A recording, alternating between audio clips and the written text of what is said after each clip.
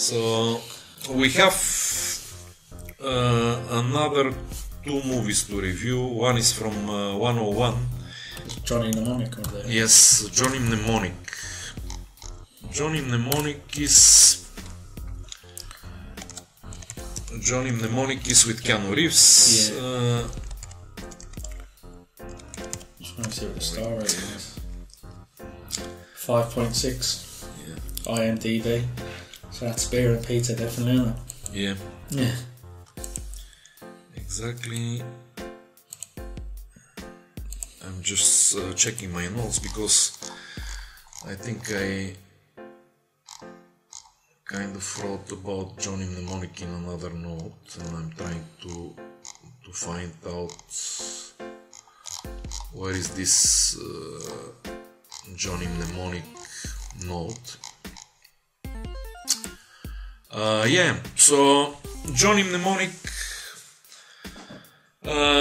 is with Dolph Lundgren plays inside. Yes, which we know from Rocky. He's like a preacher sort of. Yes, exactly.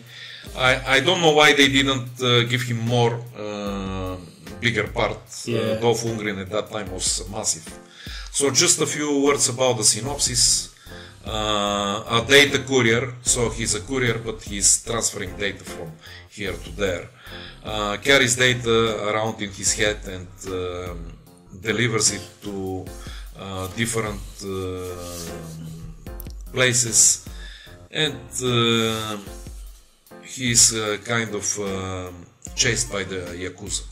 Yeah, because they want, because it's quite a sensitive package that he has in his head. He has sensitive information in his head. And this movie was from 101 and AGFA. Yes. Sent to us from... no, not AGFA, just 101. No, it wasn't. No, just 101. So the movie was sent to us from 101 Films, and it was a screener, so that's why we're not showing you guys the movie. We're just talking about it. But the actual release is more like if earlier in the episode when you see the black cat, the 101 release they did it like that, like with the rigid case. It's just a shame we don't have it here to show you, but you can see it on Amazon, and it's a really nice release. So we'll try and get a picture up for it, but let me just see, just to kind of... Yes.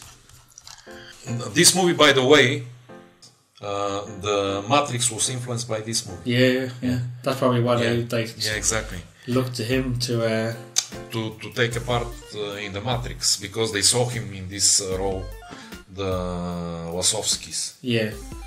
At that time, brothers. They just saw him that he's the one for this role. Yeah. And so Johnny Mnemonic was 1995. It's 1 hour 36 minutes movie, and it has quite a lot of stars inside, which, for example, Ice-T I can see here as J-Bone. He plays Takeshi Kitano. Takeshi Kitano, by the way, in the Japanese version, there is a lot more of Johnny Mnemonic, than in the normal version, the American one. Because there is like 10 or 11 minutes more content with Takeshi Kitano. Yeah, that was before he had his accident. He had a motorbike accident. Yeah. And he suffered a bit of nerve damage in the side, so he has like a tick.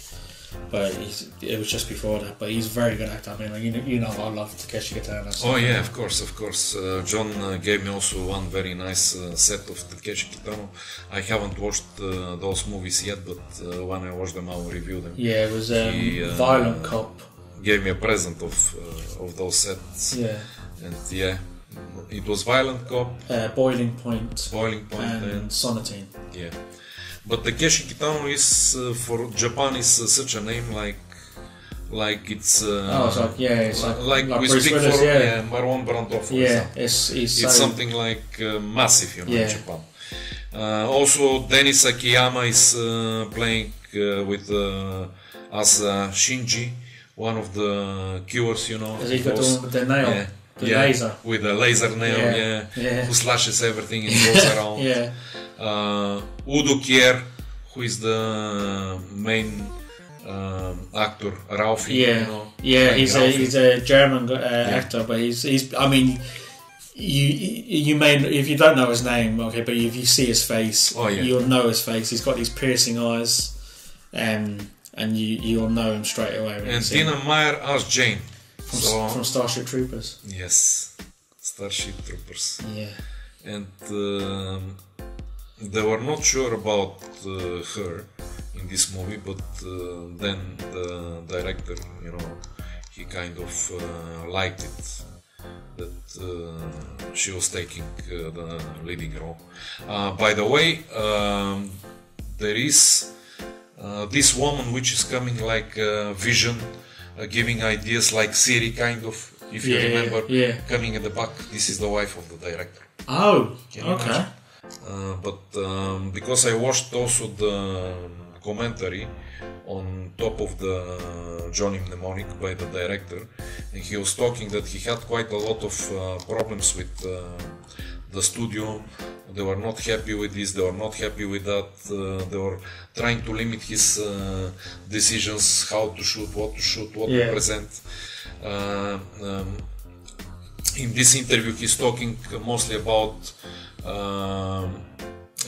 he's showing that he's not happy that when he was shooting, he says there is too much light, there is too much light, so he's not happy that there was too much light.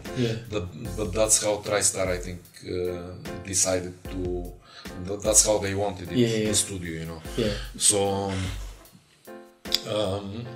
he didn't have you know, a word, you know, in these discussions. So he was kind of he was trying to please them. It was a low budget movie, it wasn't very with very high budget, so even the animation, when he watches it, he says, yeah, here the animation, you know, it's kind of but this is what we had at that time, and he's happy with the results, but especially for the light he wasn't happy.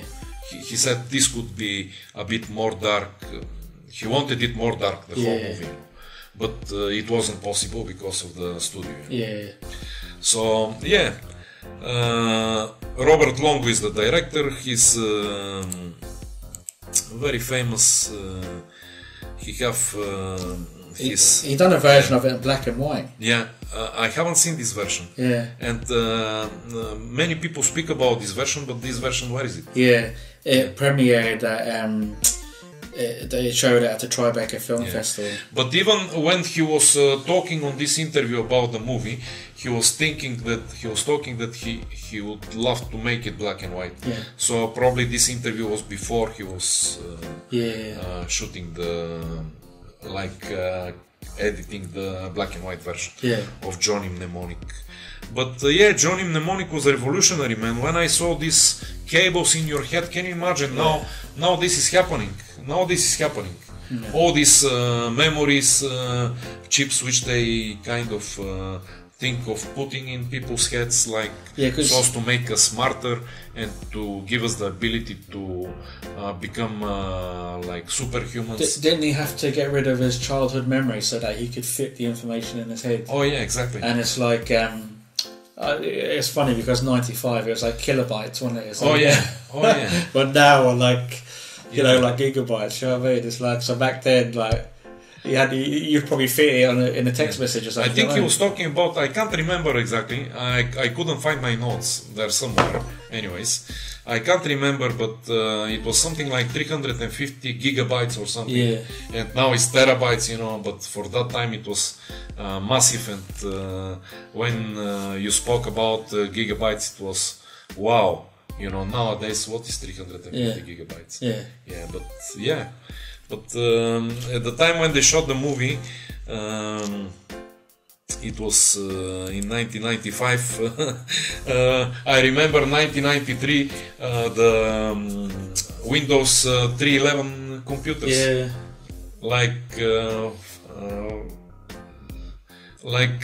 They were not even. They were Pentium 1 computers with Pentium 1 processors. You know, at that time. they had. I remember the MS-DOS. Do you remember MS-DOS? Oh yeah, of course. 1990, It was an operating system below Windows. It was working in the foundation of Windows, just under Windows. Windows that was my first computer. MS-DOS. But the animation is kind of funny, but for nowadays standards. But it's a nice movie with nice ideas about this plugging with cables in your head, and which we saw also later on, as I was talking about Wachowski later on in the Matrix. They also were plugging cables, unplugging actually. Unplugging. Here they're plugging there and unplugging there. Yeah. So Johnny Mnemonic, also he had this nice Rambo type of metal.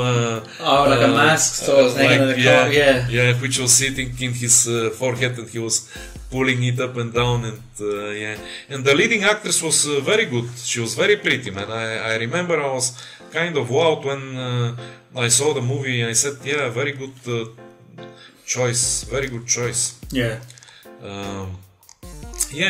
So basically, I would recommend Johnny Mnemonic to be watched, especially for people who loved the Matrix. They can see something how the Wachowski were influenced by watching this movie. It's like and the game Cyberpunk.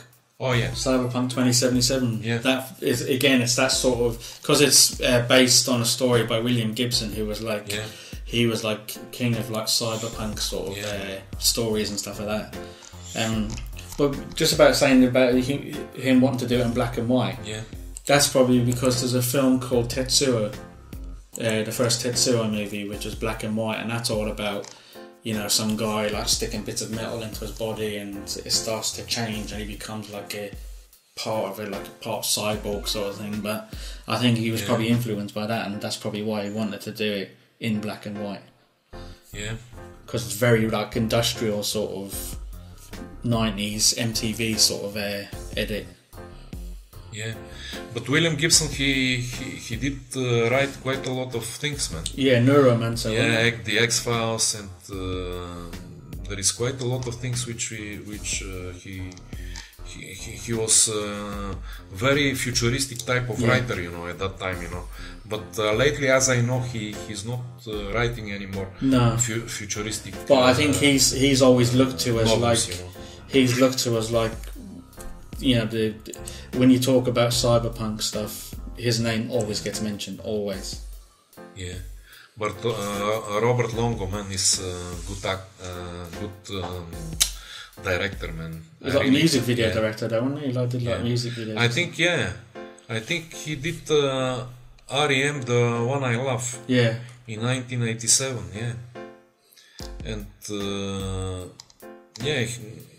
the movie is interesting, and Keanu Reeves there is very young. You can see him performing very well. He's very handsome. Like at the time with Patrick Swayze, Point Break, when they did it, is this type of when he's kind of with this suit, which he had a little bit, because he was very slim at that time. He had this big suit which was type of grayish, and they made it to look like a metallic, shiny look, and it was like a bit oversized for his body. But they did a good movie with what they had. The budget was very low, so the movie is something else. Everyone knows Johnny Mnemonic. If you say Johnny Mnemonic, I don't know who doesn't know about. Even the youngsters nowadays, they know about. It's like popular movie. So guys, this movie is with a rating of 5.6. It is in the beer and pizza section. It's a good sci-fi movie, and I recommend you guys to watch it.